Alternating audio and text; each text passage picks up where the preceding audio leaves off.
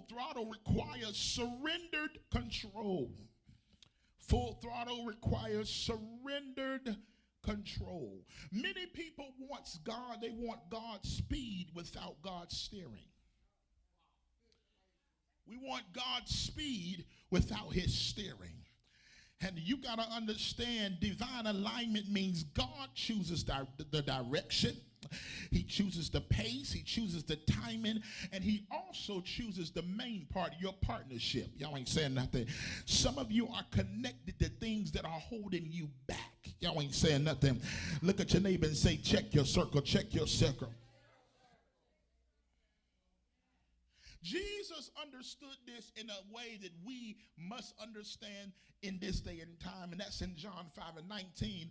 The Son can do nothing of himself but what he seeth the Father do.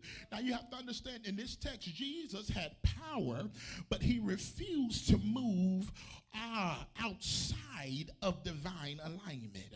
I want you to understand that alignment is submission to the will of God. Not my will, but what? Thy will be done. Y'all ain't saying nothing.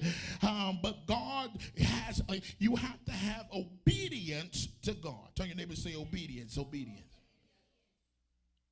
Let me drop this on you. Misalignment drains your spiritual power. Misalignment drain your spiritual power. The reason why a lot of us are frustrated is not because of the simple fact it's church. It's the simple fact that we are not aligned.